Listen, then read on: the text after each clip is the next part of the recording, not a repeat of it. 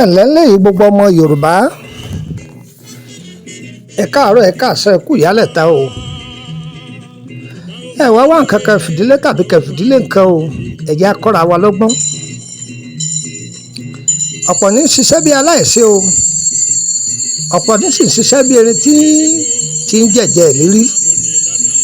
bẹ́ẹ̀ lómi sì ti ń kójọ bẹ́ẹ̀ láyé ń tu ká mọ́ lọ́wọ́ ayáwá ọ̀bọ bí.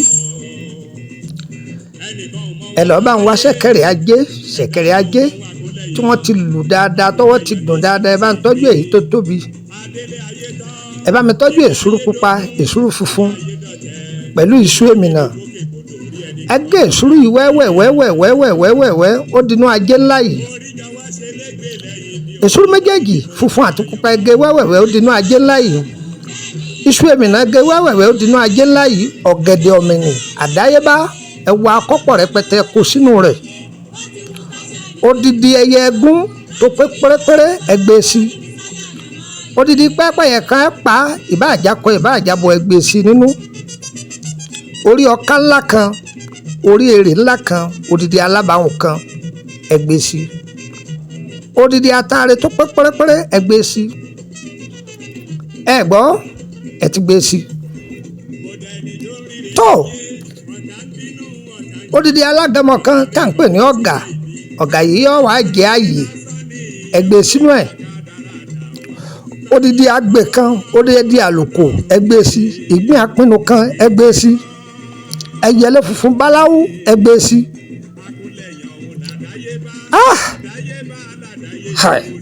ó dóògùn ọ̀pọ̀lọpọ̀ ewé ọgbọ́ àtàwọn nǹkan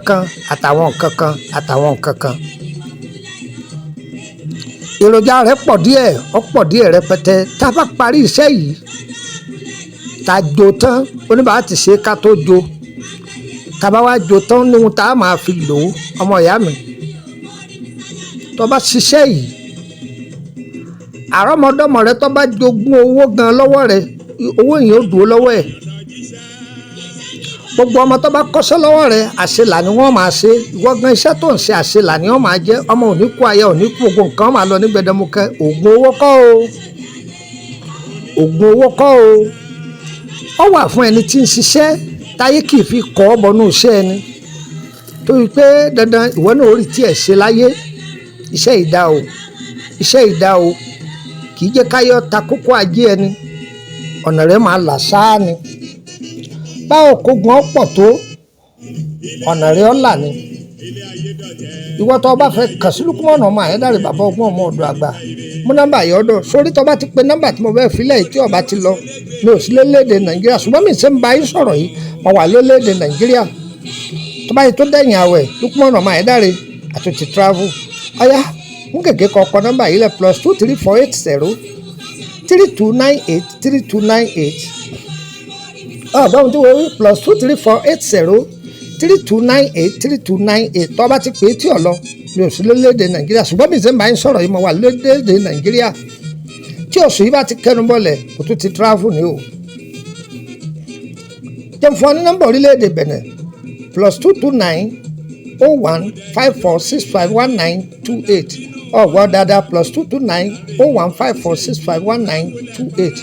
ìtọ́jú ewé àti gbòdé Lukman ọmọ Ayédáre wà fún. ẹ kàn sí wa. má béèrè ògùn bọ́n, má béèrè ògùn owó, má béèrè ògùn àfọ̀ṣẹ, má béèrè ògùn àjàtúkà lọ́wọ́ mi o.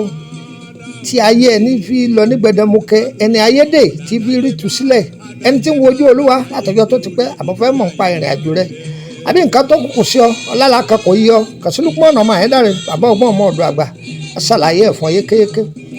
abáfẹ́ bá mi sọ̀rọ̀ private group wà o fún ọ̀tọ́ fẹ́ máa béèrè ọ̀rọ̀ lórí àwọn iṣẹ́ tá a ti filẹ̀ tí ò yí ọ.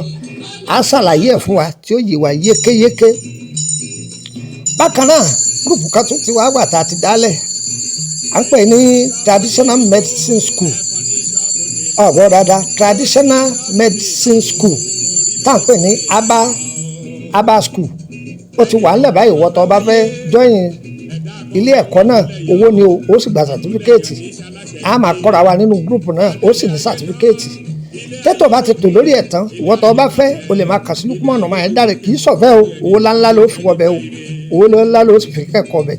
gbogbo ohun tẹ́ bá sì kọ́ ń bẹ̀ yóò yí wa yékéyéké. bẹ́tọ̀ ìbá ti dọ́dọ̀ yín ẹ má dé mọ́lé ẹ máa pín ẹ máa pín ẹ máa pín dára fún yín o ayé yín o gbogbo ẹ̀yin olólùfẹ́ wa káàkiri ayé gbogbo ẹ̀yin tẹ́ ń bò wá ní nǹkan kò ní dàrú fún yín o ẹ máa rí ṣe o gbogbo ẹ̀yin tẹ́ wà lókè òkú àtẹ̀yin tẹ́ wà gbèrè ọ̀sà àjọjò fún yín o ẹ̀ní jò sájò ire o ire o ire kàbìtì nílé gbogbo wa o.